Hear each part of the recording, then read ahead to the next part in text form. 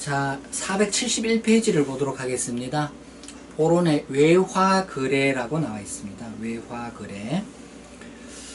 자, 기업들이 이제 수출을 하거나 수입을 하거나 해서 외화거래를 하게 되죠. 뭐 원재료나 기계장치나 이런 것들을 수입하거나 수출하거나 그런 일이 있죠. 그래서 외화거래가 있게 되는데요. 외화거래에 대한 회계처리를 인식하기 위해서는 몇 가지 용어를 알아야 돼요. 그래서 외화거래와 관련해서 먼저 기능통화라는 말이 있고요. 기능통화라는 말이 있고, 그 다음에 외화라는 말이 있어요. 그리고 표시통화라는 말이 있어요. 이 세 가지 용어를 구분해야 되는데요. 자, 471페이지 거기 동그라미 1이 있죠. 거기 줄치도록 하겠습니다. 거래를 최초 인식하는 경우 기능통화로 회계 처리한다. 기능통화로 회계 처리한다. 그래서 기능통화가 무엇이냐? 영업 활동이 이루어지는 주된 경제 환경의 통화라고 이야기해요.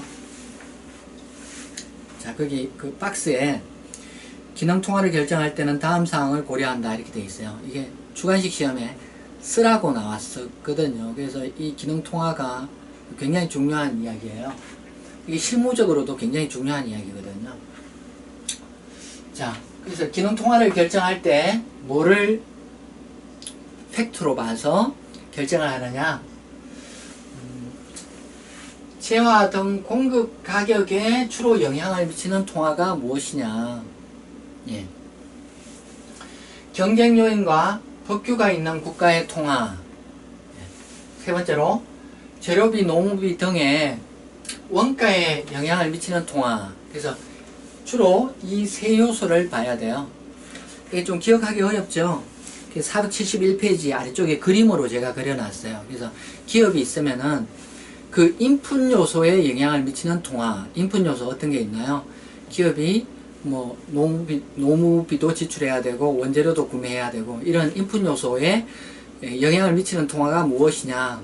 한국에 있는 기업들은, 한국에서만 영업을 하는 기업들은 뭐 노무비 코리안 원으로 지급하고 재료비 코리안 원으로 지급하고, 한국에서만 영업하면은 인풋 요소에 영향을 미치는 통화가 코리안 원이다 이렇게 이야기할 수 있겠죠. 그 다음에 오른쪽으로 제품의 공급 가격에 영향을 미치는 통화. 한국에서만 영업을 하는 회사는 그 제품 가격에 영향을 미치는 게 코리안 원이죠. 자, 그리고 이 한국에 있는 기업들은 한국 법규에 영향을 받게 되죠. 그래서 어느 국가의 법규 영향을 받느냐? 한국에 있는 법규에 영향을 받기 때문에 그 국가의 통화는 코리안 원이다 이렇게 이야기할 수 있겠죠. 그래서 한국에 있는 기업들은, 그래서 한국에서만 주로 비즈니스를 하는 기업은 아무런 문제가 되지 않아요. 그래서 기능통화가 그냥 원화죠. 그냥 원화로 회계 처리하면 되겠죠. 근데 좀 특별한 경우가 있어요. 예를 들어서 우리 한진해운이라는 회사 있죠. 한진해운. 또 비슷한 회사로 현대상선 있죠.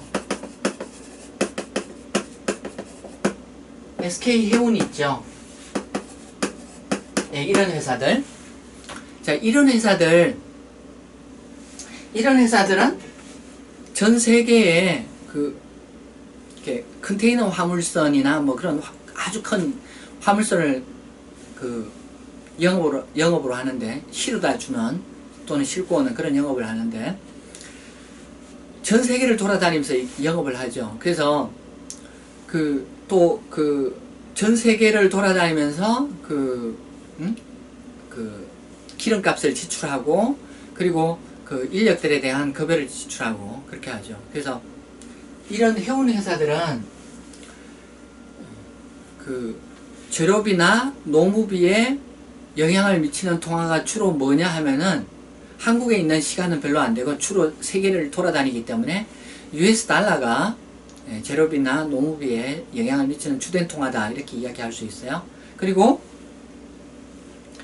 운임도 결제를 할 때 주로 US 달러로 결제를 하는 경우가 자주 보편적으로 있는 거죠. 예, 그래서 이런 기업들은 기능 통화를 어떻게 결정했느냐 하면은, 우리 회사는 US 달러가 인풋 요소에 큰 영향을 미칩니다. 인풋 요소에 큰 영향을 미칩니다. 그리고 그 가격에 운임에 큰 영향을 미치는 것도 US 달러입니다. 그런 상황을 고려해 가지고 이 회사들 재무제표를 찾아보면은 뭐라고 써 있느냐 하면은, 우리 회사는 US 달러 환경에서 영업을 하고 있고, 그래서 기능 통화를 US 달러로 회계 처리하고 있습니다. 이렇게 쓰고 있어요. 예. 한국 회사이지만은 전 세계를 비즈니스로 하기 때문에 이런 환경에 노출될 수 있는 거죠. 그래서 기능 통화를 고려할 때는 요 세 가지를 참고해서 결정해야 된다. 현실에서는 보면은 쉽지가 않아요. 가령 이제 삼성전자다. 삼성전자가 전 세계에 공장을 두고 전 세계에서 그 재료를 사고 전 세계에 그 판매를 하고, 예. 그런 상황이기 때문에 삼성전자 같은 경우 굉장히 어떤 특정한 화폐다 이렇게 이야기하기가 좀 상당히 어렵죠. 여러 나라 화폐가 다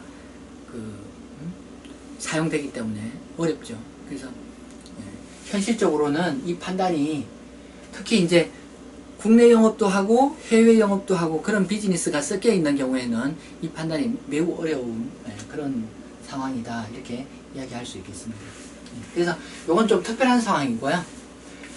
다수의 한국 회사는 그냥 코리안 원이 기능 통하겠죠. 코리안 원 환경에서 비즈니스를 한다 이렇게 봐야 되겠죠. 그래서 이 책을 설명할 때, 이 책에 이제 여기 외화거래 여기를 설명할 때 그냥 말하기 편하게 그냥 그 한국 회사를 기준으로, 그래서 한국 내에서 비즈니스를 하기 때문에 기능 통화가 원화인 경우를 가정해서 설명을 하도록 하겠습니다. 이런 회사도 있지만은 이런 회사 말고 다수의 회사가 기능 통화가 원화이기 때문에 기능 통화가 원화인 회사를 기준으로 설명하도록 하겠습니다. 자, 그래서 기능 통화가 원화인 회사예요. 원화가 기능 통화. 그래서 원화로 회계 처리하는 회사예요. 근데 그런 회사가 가끔 이렇게 수출을 한다. 가끔 수입을 한다. 예, 그렇게 해서 외화 거래가 있을 수 있죠. 예. 그래서 외화 거래가 있으면 어떻게 하느냐? 이 외화는 코리안 원 기능 통화로 바꿔서 회계 처리를 해줘야 돼요. 그래서 외화 거래는 기능 통화로 환산해서 회계 처리한다. 결국은 회계 기준에 발생하는 모든 거래는 기능 통화로 회계 처리하게 되는 거죠. 예. 코리안 원으로 회계 처리하고 외화 거래가 발생하면 그것도 코리안 원으로 바꿔서 회계 처리하고 결국은 기능 통화로 기준에는 회계 처리가 된다 이런 이야기 할 수 있겠죠. 자, 회계 처리는 그렇게 기능 통화로 하고요. 자, 472페이지에 거기 첫 번째, 두 번째 줄 치도록 하겠습니다.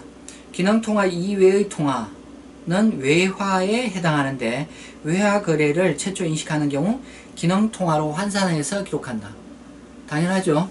코리안 원 이렇게 붕괴를 이렇게 하고 있는데 거기 100달러라고 이렇게 쓸 수가 없죠. 예, 100달러라고 쓸 수가 없죠. 이게 코리안 원으로 바꿔줘야 되겠죠. 동그라미 3 거기 줄치도록 할게요. 한편 재무제표는 어떤 통화로든 작성 가능하다.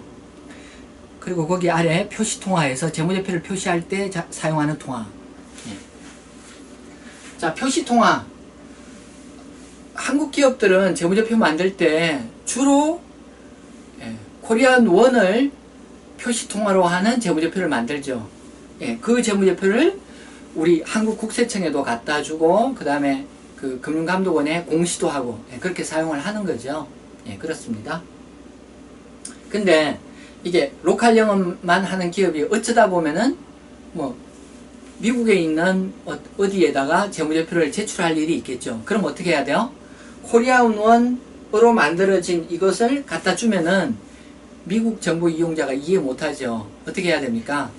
예, 이 코리안 원을 US 달러로 바꿔서 그쪽에 주는 게 조금 더 현명한 일이겠죠. 그래서 표시통화는 어떤 통화로 표시하든 상관없어요. 미국에 제출하고 싶다? 그러면 이 코리안 원을 US 달러로 바꿔가지고 재무제표를 만들어서 갖다 줄 수 있고, 일본에 제출할 일이 있다? 중국에 제출할 일이 있다? 그러면은 엔화나 위안화로 재무제표 그 금액을 바꿔서 제출할 수가 있다는 거죠. 그래서 표시통화는 어떤 통화로든 재무제표가 작성 가능하다. 그래서 표시통화는 제한이 없어요. 표시통화는 작성에 제한이 없어요. 예. 그 472페이지에 거기 또 중간에 표로 이야기해 놓고 있죠. 최초 회계 처리, 기능통화로 회계 처리한다. 외화는 기능통화로 환산한다. 재무제표, 어떤 화폐로든 재무제표 작성이 가능하다. 즉 표시통화는 표시통화, 재무제표 작성 통화를 이야기하는데 어떤 통화든 상관없다. 이런 이야기 있습니다.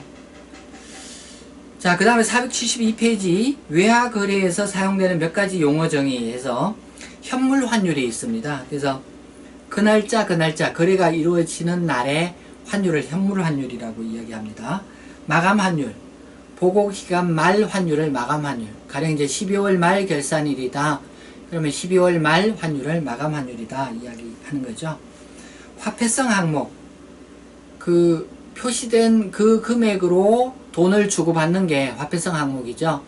뭐 매출 채권이다, 뭐 매입 채무다, 대여금이다, 차입금이다, 사채다, 이런 것들 다 그 표시된 금액으로 돈을 주고받는 거죠. 이런 게 화폐성 항목이고요. 비화폐성 항목, 재고자산이다, 유형자산이다, 무형자산이다, 이런 것들은 그 화폐액이 그냥 명목적인 의미를 갖고 있죠. 그 화폐액으로 주고받는 건 아니죠. 그래서 그런 것들은 비화폐성 항목이다.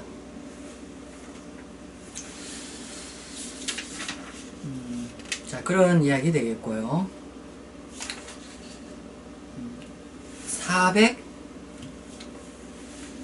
473페이지, 473페이지 아래쪽에 보도록 하겠습니다. 473페이지 아래쪽에 볼게요. 아래쪽에 보면은 화폐성 외화 항목 양갈로 1에 있습니다. 그래서 보고기간 말에 화폐성 외화 항목은 마감 환율로 환산한다. 자, 우리가 매출을 100달러 했습니다. 그래서 거래일의 환율로 이거를 환산해서 원화 기록을 해야 되겠죠. 예. 근데 보고기간 말 결산일이 됐을 때는 환율이 달라졌을 겁니다. 그래서 환율이 달라지면은 그 달라진 날짜에 그 마감 환율로 환산해서 이걸 표시해야 된다. 그리고 그 제일 아래 두 줄 중간부터 화폐성 항목의 결제 시점의 환율 변동으로 인하여 외환 차이가 발생한다. 이들 외환 차이는 발생한 회계기간의 당기 손익으로 인식한다. 이렇게 이야기하고 있습니다. 자, 474페이지 이 장에서 결제 시점 또는 보고기간 말에 외환 차이를 표시할 때 외환 차익 또는 외환 차손으로 표시하였다. 이렇게 쓰고 있어요. 이게 이제 그 결제일 환율하고 기말 환율하고 차이가 다른 용어를 쓸 수도 있는데 이 책에서는 그냥 설명을 편하게 하기 위해서 외환 차익 또는 외환 차손이라는 개정을 사용하고 있습니다. 자, 케이스 11을 보면서 나머지 부족한 설명을 이야기하도록 하겠습니다. 케이스 11을 볼게요. 외화 차입금 해가지고 다음은 수익기계를 결제하기 위해 US 달러를 차입한 A사의 거래 및 환율 정보이다. 이렇게 되어 있습니다. 그래서 X1년 7월 1일에 은행에서 1000달러를 1년 만기로 차입하여 예금하였다. 예. 그 회계처리 보도록 할게요. 자, 이게 이제 그 기능통화가 원화인 회사를 예로 하고 있어요. 그래서 원화인 회사가 은행에서 1000달러를 빌렸다고 이야기하고 있어요. 그래서 은행에서 1000달러를 빌렸다. 그럼 이제 그 코리안 원으로 빌려가지고 예금했다라고 하면 예금과 외화 차입금을 코리안 원으로 인식해 줘야죠. 이게 1000달러지만은 기능통화가 코리안 원이다. 코리안 원으로 이렇게 회계 처리하는 거죠. 예. 그래서 이렇게 회계 처리할 때 이게 이제 1000달러인데 1000달러 이게 빌리는 시점에 환율이 달러당 1,000원이라고 이야기하고 있어요. 그러면 1,000달러에 대해서 환율 1,000원 적용해서 차입금이 1,000원이다 이렇게 인식하는 거고, 이걸 예금하면은 요 예금을 1,000원이라고 인식하는 거죠. 네. 그리고 12월 31일 외화 차입금에 대해서 이자 비용을 인식한다. 네, 이자 비용을 인식한다. 자, 이자 비용 회계 처리해 보죠. 그래서 12월 31일에 이자 비용 이렇게 회계 처리해야 되고, 은행에 돈을 갖다 줘야 되는데요. 돈은 뭐 연 단위로 주면은 다음에 6월 30일에 지급하는 게 되겠죠. 그래서 미지급 이자 또는 미지급 비용 이런 회계 처리가 있을 텐데요. 여기 일단 이자 비용 어떻게 회계 처리하느냐. 자, 거기 줄을 치도록 하겠습니다. 474페이지 거기 하나, 둘, 세 번째 줄 끝에 외화로 지급하는 이자 비용을 회계 목적으로 원화로 기록하기 위해 실무적으로 거래일의 환율에 근접한 환율로서 차입기간의 평균 환율을 자주 사용한다. 예. 이자 수익도 같은 방법을 적용한다. 자, 우리 그 감가상각할 때 이야기를 했었는데요. 유형자산에 감가상각을 한다. 기말에 결산할 때 하죠. 그런데 그 감가상각이 기말에 한꺼번에 발생한 거냐, 한꺼번에 발생한 거냐, 그게 아니죠. 매일 감가상각이 발생한 거죠. 그걸 편의상 기말에 한꺼번에 계산한 겁니다. 이자 비용 마찬가지입니다. 매일매일 이자 비용이 발생한 건데 한꺼번에 회계 처리하는 거죠. 그래서 지금 그 계산을 해줘야 되겠는데, 이자 비용이 이 1,000달러에 대해서 1,000달러에 대해서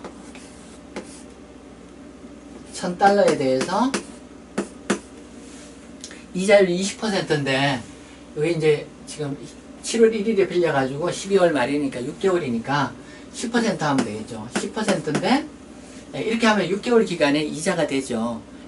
여기에 환율을 곱해줘야 되는데요. 환율을 최초 환율 적용하면 되느냐?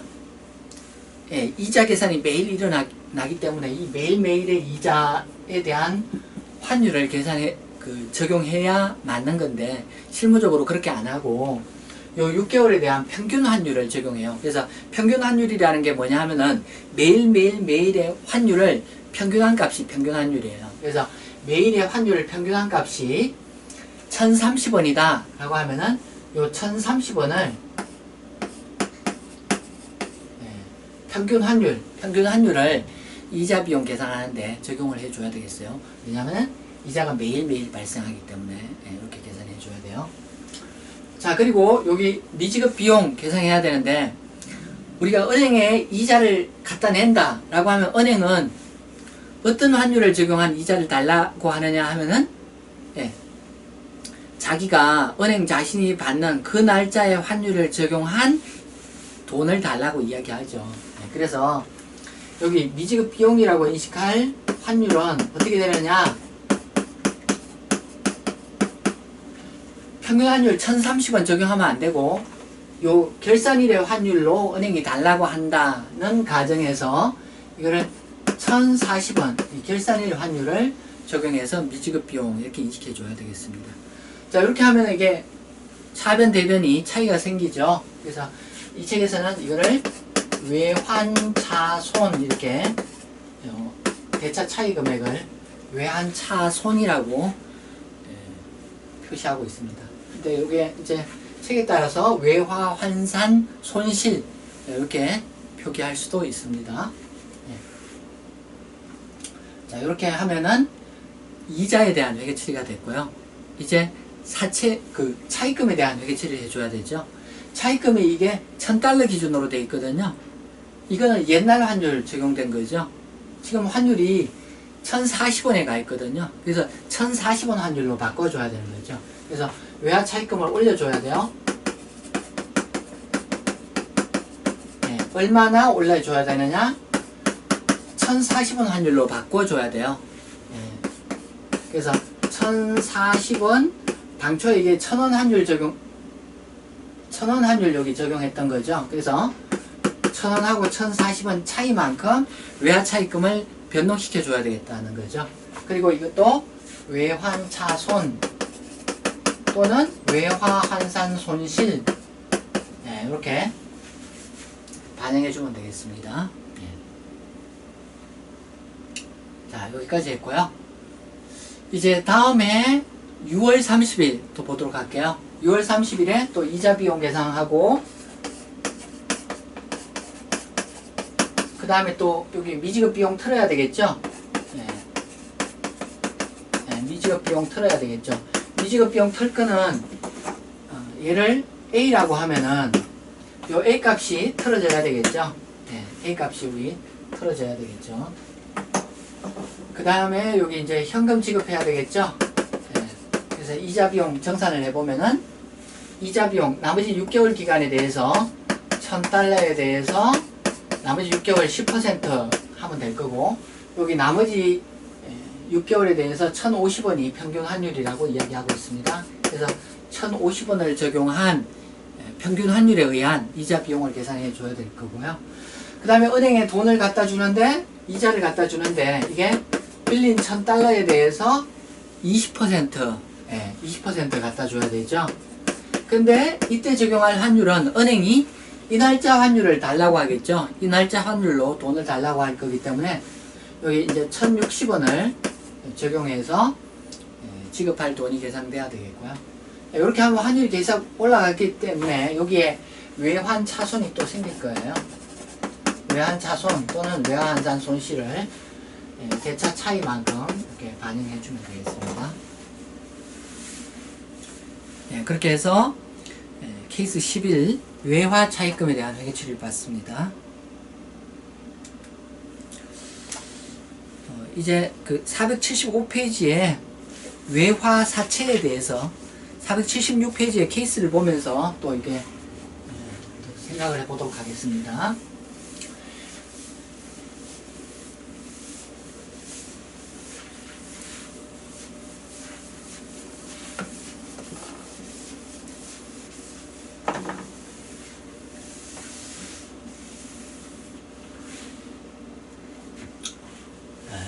외화사채를 보도록 할게요.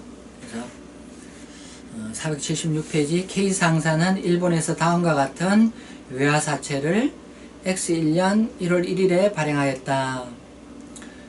액면금액이 일본에서 발행해가지고 사채가 N화로 발행이 됐어요. 그래서 10만 N을 발행했다. 만기 3년이다.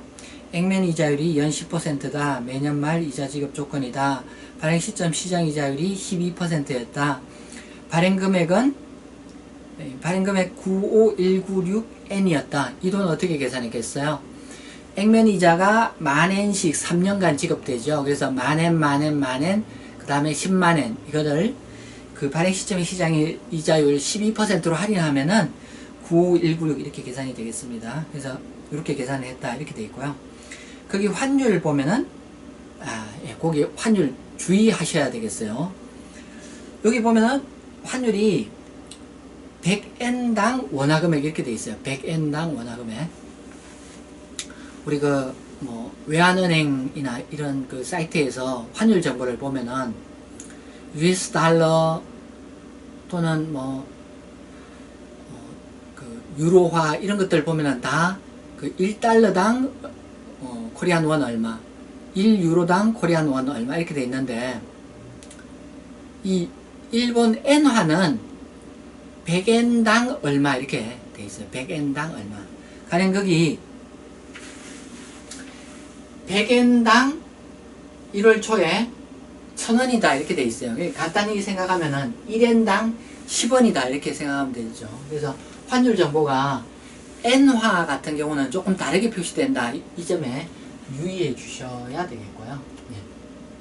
자, 회계 처리를 해보도록 할게요. 자, 사채 인식해야 되는데 사채 얼마로 인식해야 되나요? 95196에 발행이 됐죠. 그래서 사채 95196 95196N 95196N 이렇게 되죠. 근데 이게 회사가 지금 코리안 원이 기능통화예요. 그럼 원화로 표시돼야 되겠죠. 예. 그래서 원화로 곱하기 지금 발행일이 100엔당 1000원, 1엔당 10원이라는 이야기죠. 그래서 여기 10원을 곱해줘야 되겠고요. 10원을 곱해줘야 되겠고요. 이렇게 하면은 사채가 10원 기준으로 이렇게 회계칠이 되는 거죠. 그래서 같은 값을 이렇게 같은 값이 돈이 들어오는 거죠. 그래서 같은 값을 인식하면 되겠죠. 이렇게 있고요. 자, 그 다음에 이제 X1년 말 회계처리를 생각해 보도록 하겠습니다. X1년 말 회계처리. 자, X1년 말 이자 비용을 계산해야 되죠.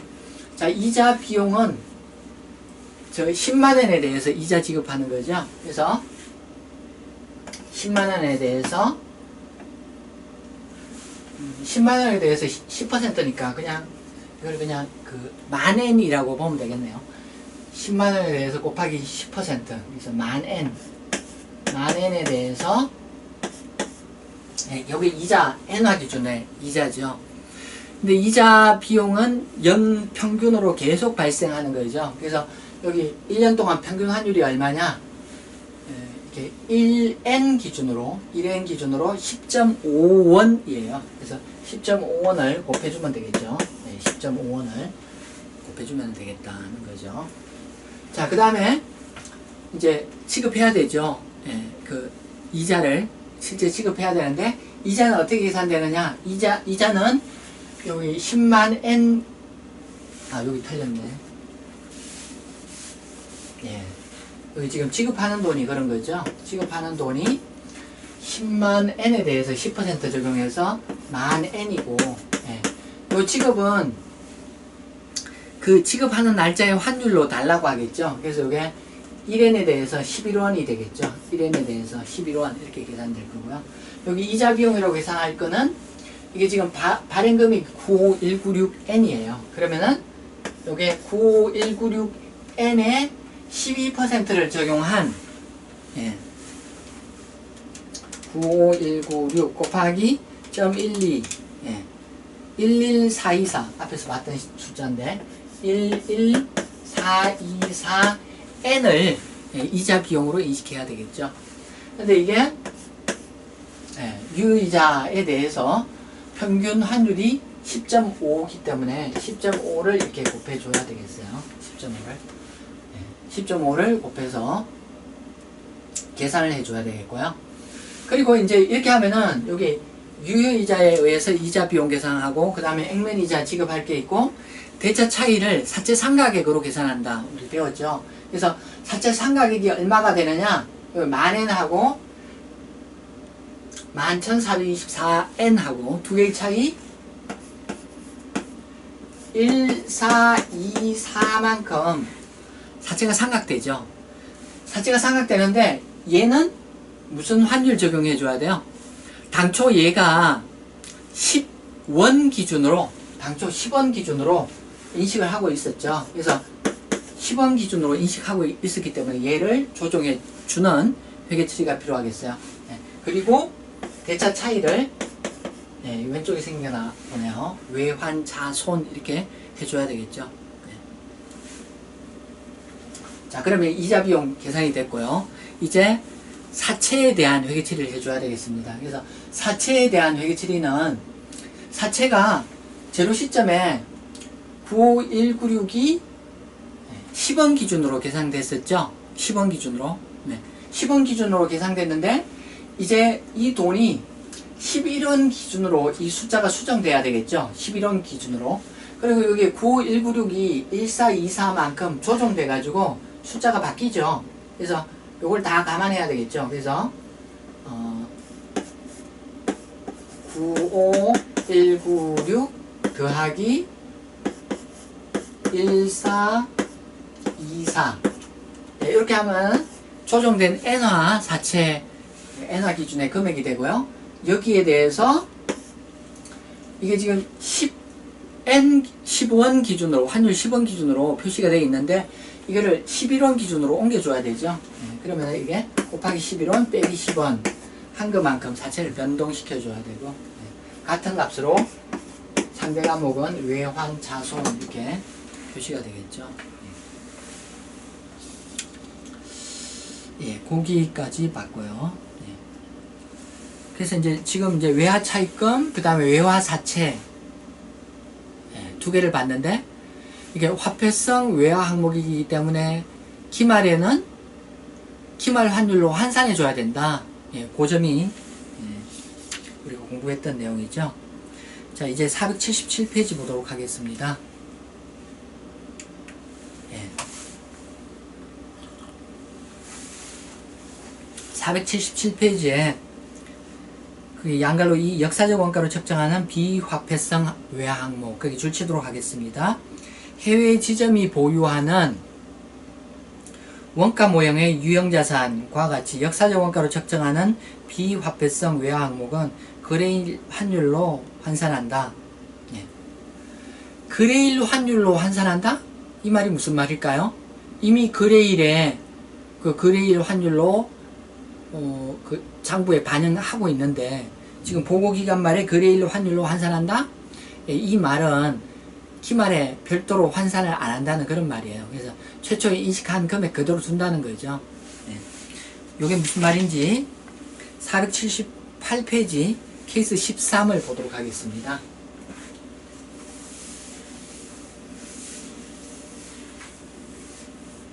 예, 케이스 13을 보면은요, 한국 내 영업 비중이 높아서 기능 통화가 원화인 어떤 회사가 뉴욕에 사무실을 열기 위하여 건물을 취득하였다. 예. 뉴욕에 건물을 하나 샀다고 하고 있어요. 7월 1일에 건물을 샀다. 1000달러를 그때 환율 1000원이었다. 그렇게 구입했다. 그러면은 1000달러 그 당시 환율 1000원. 예, 기능 통화가 원화이기 때문에 원화로 기록해 줘야 되죠. 예, 지불하는 돈이 100만원이 될 거고요. 예, 두 개를 곱한 값이죠. 100만원 될 거고 건물을 100만원 이렇게 인식해 줘야 되겠죠. 그리고 이제 감가상각을 해 줘야 되겠죠. 뭐 감가상각이 가령 100달러다. 10%네요. 그럼 최초 금액의 10%를 감가상각비 인식하는 거죠. 그리고 기말 환산해야 되지 않느냐? 이게 지금 그 회사가 원화가 기능통화이고 이 건물을 역사적 원가로 회계 처리하고 있어요. 원가 모형 회계 처리하고 있어요. 원가 모형 회계 처리하고 있으면은 환산 안 해요.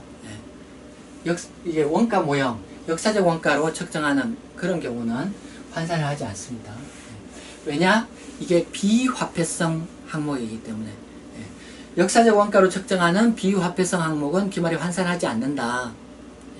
그 말이 좀 전에 읽었던 그 보고기간 말에 거래일 환율로 환산한다. 그 말하고 똑같은 말이에요.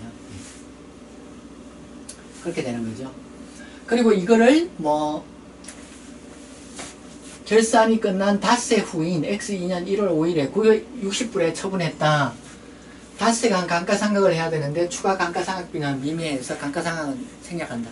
자, 960불에 팔았어요. 그래서 들어오는 돈이 그 960불 곱하기 이때의 시점의 환율로 돈 들어오겠죠. 그래서 돈 들어왔다 이렇게 회계 처리하고요.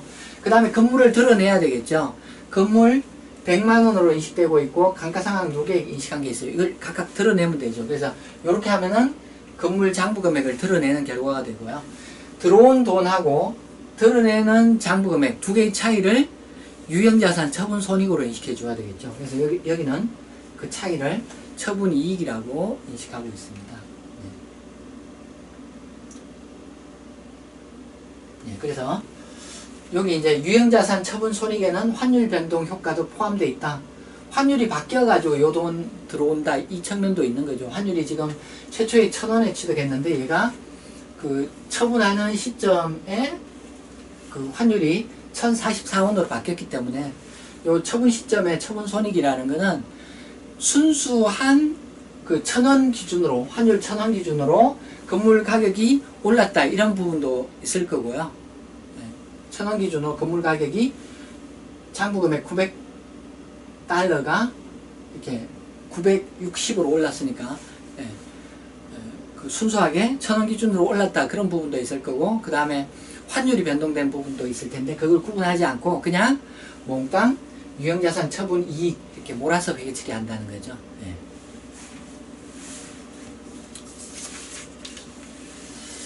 자, 477페이지 다시 돌아가 가지고요. 양갈로 3을 보도록 하겠습니다. 공정가치 등으로 측정하는 비화폐성 외화 항목이라고 있어요. 한편 지점이 보유하는 재평가 모형의 유형자산, 이게 뭐 공정가치로 측정하는 경우죠. 그런 비화폐성 자산인데, 이런 것들은 공정가치가 결정된 날에 환율로 환산한다. 예. 똑같은 건물이라도 회사가 건물에 대해서 재평가 모형을 적용한다. 그럼 공정가치로 측정하는 거죠. 공정가치로 측정하는 그런 경우에는 결산일 환율로 환산해 줘야 된다. 그런 이야기를 하고 있습니다. 그 첫 번째 동그라미 보도록 할게요. 공정가치로 측정하는 비화폐성 항목에서 발생한 손익을 기타 포괄손익으로 인식하는 경우, 예, 그 손익에 포함된 환율 변동 효과도 기타 포괄손익으로 인식한다.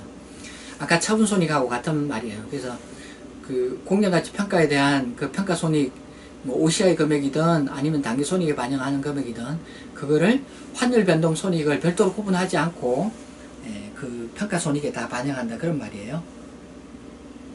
두 번째 동그라미에도 줄치도록 하겠습니다. 그러나 공정가치로 측정하는 비화폐성 항목에서 발생한 손익을 당기손익으로 인식하는 경우, 예를 들어서 당기손익 인식 금융자산인 지분상품에는 그 손익에 포함된 환율 변동 효과도 당기손익으로 인식한다. 예, 이건 아직 나온 예는 아니지만은, 예. 자, 478페이지의 케이스 13을 계속 보도록 하겠습니다. 그래서 이제 똑같은 사례인데, 좀 전에는 이 뉴욕에 있는 건물을 원가 모형으로 회계 처리한다. 그래서 기말에 별도의 평가가 필요 없다. 이런 이야기를 했는데요. 그게 아니라 기말에 이 회사가 건물에 대해서 재평가 모형을 적용하고 있고, 그래서 공정가치를 측정하는 경우에 대한 이야기를 하고 있어요. 그래서 그 경우에 회계 처리를 생각해 보도록 하겠습니다. 그래서 자, 건물을 최초에 인식하는 건 똑같대요. 그래서 $1000를 주고 샀다. 이때 환율이 1000원이다. 그래서 건물을 100만원으로 인식한다. 이 점은 똑같고요. 그 다음에 이제 감가상각 인식하는 것도 똑같죠. 그래서 감가상각비, 감가상각 누계액 이렇게 해야 되는데, 예, 귀찮으니까 바로 건물을 이렇게 없애는 직접 상각을 하는 걸로 하죠. 그래서 $100만큼, 그러니까 이게 지금 $1000 기준으로 10%니까 여기 10만원만큼 감가상각비 계산한다. 이렇게 보면 되겠죠. 네, 감가상각비에 대한 회계처리가 있을 거고요. 그 다음에 이제 재평가에 대한 회계처리가 필요하죠. 그래서 공정가치, 지금 이게 그 $900 기준으로 돼 있죠. 지금 여기 $1000였다가 지금 이게 $900로 돼 있는데, 이게 $950가 되도록 하려면은,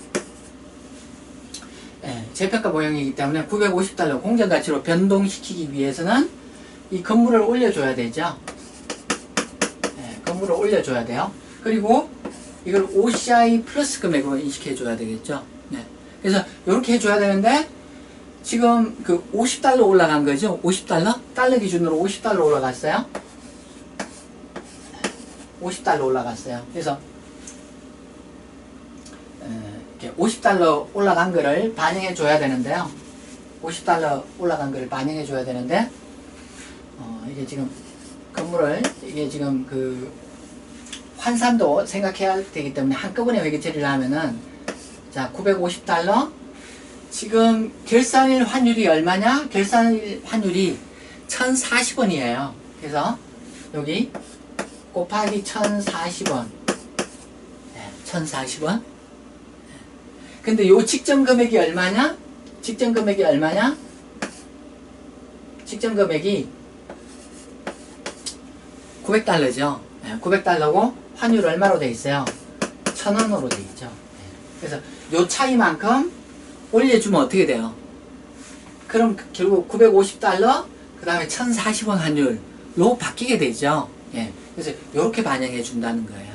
그래서 이렇게 하고 그 똑같은 금액을, 예, OCI 플러스 금액으로 계산해 줘야 된다. 그런 이야기를 할 수 있겠어요. 예. 자, 그래서 재평가 모형을 적용하는 비화폐성 자산, 이렇게 회계 처리했죠. 이렇게 하면은 이게 이제 결과적으로 이게 그 1040원 기준으로 얘가 반영되어 있는 거죠. 요 위에 거는 1000원 기준으로 반영되어 있었는데. 자, 그리고 이제 그 다음 해 1월 5일 날 960달러에 처분했다. 그 경우에 회계처리 어떻게 될 거냐. 일단 돈 들어오겠죠. 예. 돈 들어올 거고, 그 다음에 이제 그 건물이 나가겠죠. 예. 건물이 나가겠죠. 그래서 건물이 요렇게 반영된 건물이 나가겠죠. 요 금액의 건물이 나갈 거예요. 나가는 게 지금 장부에 이렇게 돼 있으니까. 그래서 이게 950달러로 인식된, 그리고 환율 1040원으로 인식된 건물이 나간다. 이렇게 되겠죠. 그리고 들어오는 돈은 어떻게 돼요? 이게 960달러에 처분했다고 하고 있습니다. 그러면은 960달러에 돈이 들어온다. 이때 환율이 얼마예요? 1044원이에요. 그래서 1044원에 돈이 들어온다. 이렇게 되겠죠. 그리고 이제 대차 차이가 왼쪽이 더 크겠네요. 오른쪽에 처분 이익이 반영돼야 되겠습니다. 그래서 대차 차이가 처분 이익이다. 처분 이익이다. 이렇게 보시면 되겠어요. 자, 그래서 거기까지 회계처리가 됐고요.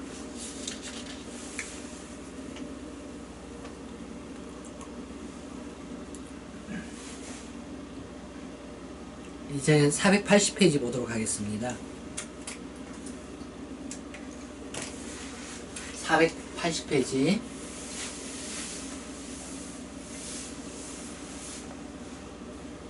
보도록 할게요. 재고자산에 대한 순실현 가능가치 등이 돼 있어요. 순실현 가능가치 등. 그 앞에서 배웠던 내용인데, 그게 480페이지 첫 번째 동그라미 보도록 할게요. 재고자산의 장부금액은 취득원가와 순실현 가능가치 중 작은 금액으로 한다. 이렇게 돼 있어요. 예. 이게 뭐 앞에서 이제 그 재고자산 적합법 회계처리라는 거 공부했었죠. 그래서 적합법 회계처리가 어떤 거예요? 최초 인식한 금액이 있을 거고요. 그게 이제 최초 그 원가로 인식하겠죠. 그게 북밸류일 거고요. 그리고 이게 혹시 순실현 가능 가치가 떨어졌느냐? 예, 그 순실현 가능 가치. 순실현 가능 가치가 떨어졌느냐? 그럼 어떻게 하라고 하는 거예요? 그러면은 이 순실현 가치로 인식을 하라는 거죠. 순실현 가능 가치로. 그리고 이 차이는 어떻게 해요? 손실로 인식하죠. 평가 손실 이렇게 하죠. 요 차액을 평가 손실 이렇게 반영하는 거죠. 요게 재고자산에 대한 적합법 회계처리죠. 예, 적합법 회계처리. 그래서 거기에 대한 이야기가 그 480페이지 아래쪽에 있는데요. 이 말이 상당히 복잡해요. 그래서 이 말을 여러분들한테 이해시키는 것보다는 이 481페이지에 있는 케이스 15를 이해하는 게 훨씬 더 능률적인 일이에요. 그래서 케이스를 직접 보도록 할게요.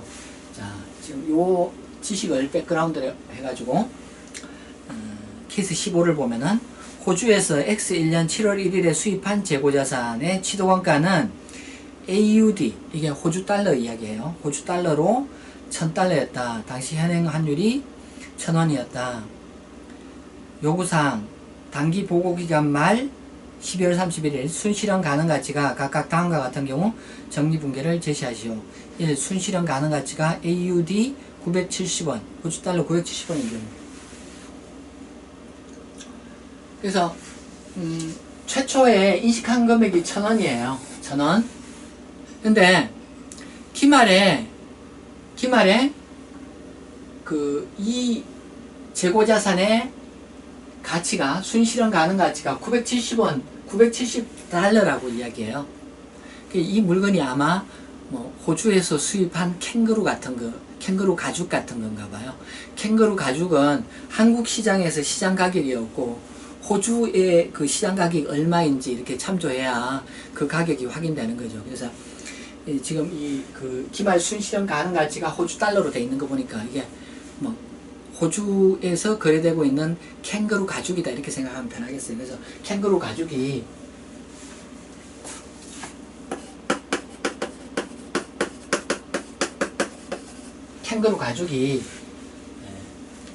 그 최초 수입할 당시에는 $1,000였는데 그래서 우리가 호주 $1,000로 기록하고 있었는데 이렇게 근데 기말에 얘가 가치가 떨어졌다고 해요. 가치가 떨어졌어요. 그래서 $970로 얘가 떨어졌다고 하고 있어요.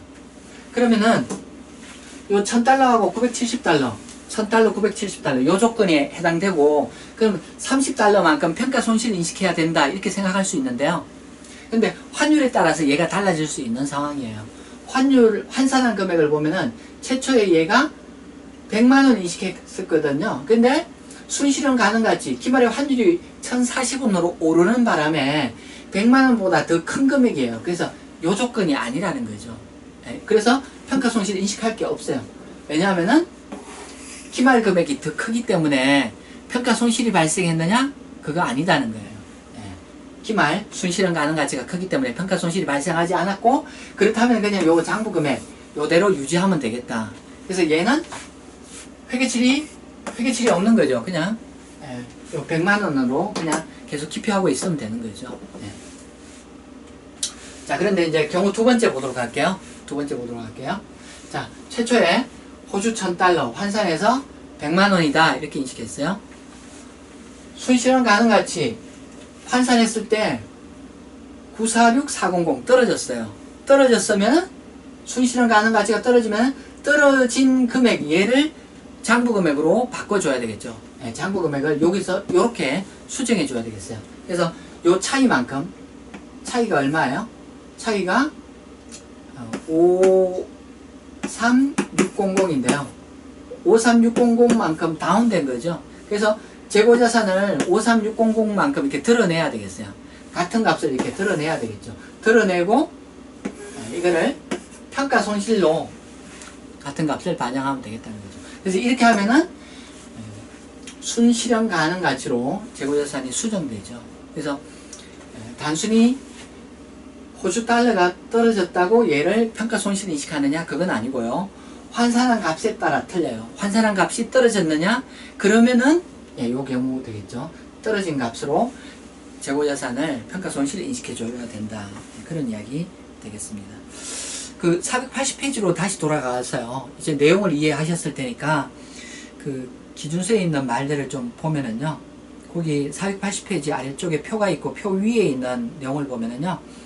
자산이 비화폐성 항목이고 외화로 측정되는 경우에 다음 1과 2를 비교하여 장부 금액을 결정한다. 그래서 기존 장부 금액하고 그 다음에 오른쪽에 기말 환산 가치하고 두 개를 비교해서 가치가 기말 환산 가치가 떨어졌으면 이 재고자산 평가 손실을 인식해야 된다.